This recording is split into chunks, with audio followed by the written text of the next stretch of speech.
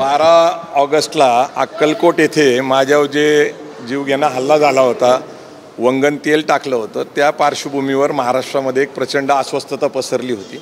अनेक लोकांनी मला फोन करून काळजी घ्यायचं सांगितलं, त्यापैकीच पवारसाहेबांनी मला काळजी घ्यायला सांगितलं होतं. तर सध्याच्या परिस्थितीमध्ये त्यांचं असं म्हणणं होतं की मी संरक्षण घ्यावं, तर त्यांनी मुख्यमंत्र्याला तसं पत्र लिहिलं होतं, गृहमंत्र्यांना पत्र लिहिलं होतं. त्याप्रमाणे मला आता सरकारकडून संरक्षण मिळालेलं आहे.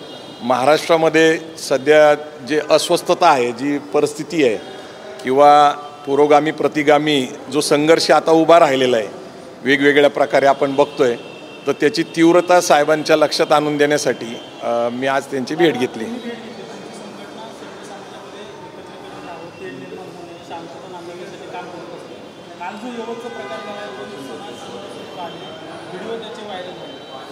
नाही, एकूणच तुम्ही जर महाराष्ट्रात आणि देशात बघितलं तर वेगवेगळ्या जाती समूह धर्मामध्ये संघर्ष उभा राहिलेला आहे.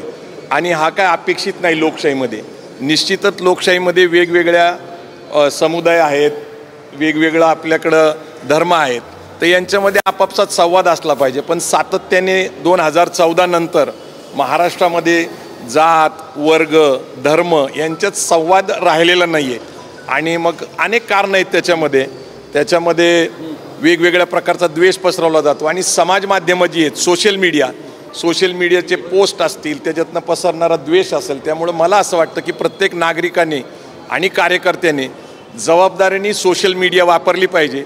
आपण कुठल्याही माध्यमातून बोलत असेल, लिहित असेल, तर त्याच्यामधून कुठल्याही इतर व्यक्तीला दुखावलं जाणार नाही आणि जिथं की शांतता प्रस्थापित झाली पाहिजे, अशी आमची भावना आहे. दादा, या सगळ्यानंतर आता 2 संभाजी ब्रिगेड एकत्र येण्याची प्रक्रिया काल सुरू झाली असं बोलण्यात काय आहे नेमकं आता ते काय? नाही, मुख्यतः काय होतं की 2014 मी संभाजी ब्रिगेड संघटनेचा सामाजिक संघटनेचा अध्यक्ष म्हणून काम करत होतो. तर मी त्याचा राजीनामा दिला होता. त्यानंतर मनोज आखरे संभाजी ब्रिगेडचे अध्यक्ष झाले आणि त्यांनी 2016 संभाजी ब्रिगेड हा राजकीय पक्ष स्थापन केला.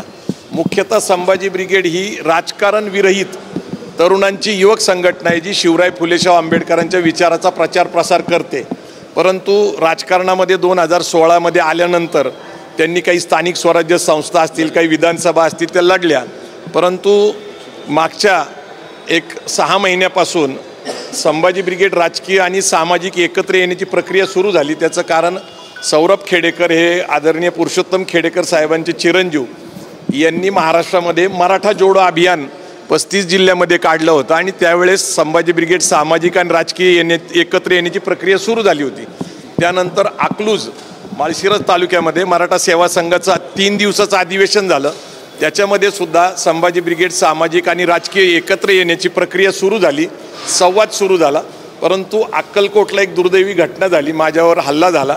त्यानंतर ती गतिमान झाली आणि कालही बुलढाणा चिखली ज्या ठिकाणी खेडेकर साहेब राहतात त्या ठिकाणी मराठा सेवा संघाच्या परिवाराच्या सगळ्या लोकांची मीटिंग झाली आणि संभाजी ब्रिगेड सामाजिक आणि राजकीय हे सगळे लोक एकत्र येतील. कारण आम्ही एकाच विचाराने काम करू. आमच्यासमोर शिवराय फुले आंबेडकरांची विचारधारा आणि राज्यघटना, तिची समता बंधुता न्यायाची तत्व एकच असल्यामुळे एकत्रित काम करावं असं सगळ्यांची इच्छा आहे. कसं होईल माहिती पुढं? नाही, आता प्रश्न असं नाही, आत्ता कसं आहे की मराठा सेवा संघाच्या परिवाराचा एक भाग म्हणजे संभाजी ब्रिगेड आहे, जिजाऊ ब्रिगेड आहे, महात्मा फुले इतिहास संशोधक मंडळ आहे, सहकार परिषद, असे 32 कक्ष आहेत. तर त्याच्यातली मुख्य बॉडी जी आहे ती मराठा सेवा संघाची. त्याच्यामध्ये आदरणीय संस्थापक पुरुषोत्तम खेडेकर साहेब आहेत. तर त्यांनी आता निर्णय घेतलेला आहे की सध्या आपण परिस्थितीमध्ये एकत्र येऊ. कारण ताकद विभागल्यामुळं ना राजकीय यश मिळतंय ना सामाजिक आपला दबाव राहतोय. तर सांस्कृतिक सामाजिक दबाव हा संभाजी ब्रिगेडचा मूळ विषय आहे आणि राजकारण विरहित संघटना ही जी त्याचं मुख्य उद्देश होता. तर आता बघावं लागेल, कारण मराठा सेवा संघ हा निर्णय घेईल की राजकारणात पुढं जायचं का समाजकारण पुढं जायचं. परंतु राजकारण हे गरजेचं आहे.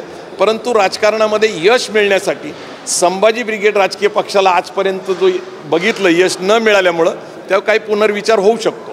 ठीक, मग आता हे सगळे दोन्ही एकत्रीकरण झाल्यानंतर ऑब्व्हियसली या संघटनामध्ये आजही प्रवीणदादा गायकवाड आणि संभाजी ब्रिगेड एक समीकरण आहे, ते पुढे असंच राहणार? नाही, संभाजी ब्रिगेडचा मी प्रदेशाध्यक्ष राहीलच असं नाही आहे.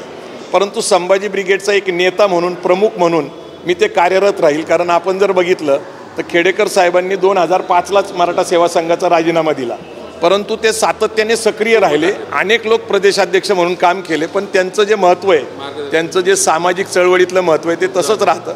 त्यामुळं आपण सतत कार्यरत राहिलं तर संभाजी ब्रिगेडचं प्रदेशाध्यक्षपद असलंच पाहिजे असं काही नाही आहे. बरं, आता तुम्हाला पोलीस संरक्षण मिळालं, तुम्हाला साहेबांनी सांगितलं, तुम्ही घेतलंय, पुरेसा आहे का? कसा बंदोबस्त काय? नाही, पुरेसा बंदोबस्त आहे आणि तसं काही काळजी करण्याची परिस्थिती नाही आहे. बहुजन समाज माझं संरक्षण करण्यासाठी समर्थ आहे, परंतु एक व्यवस्था असते लोकशाहीमध्ये. तर त्यांनी साहेबांच्या पत्राला विनंती म्हणून त्यांनी केलं होतं, तर त्याप्रमाणे मला आता संरक्षण मिळालेलं आहे.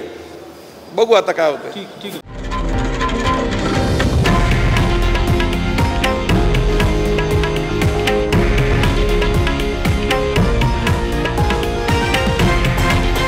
हे आहे देशातील नंबर 1 न्यूज नेटवर्क आणि आपण पाहत आहात TV9 मराठी, एकमेव.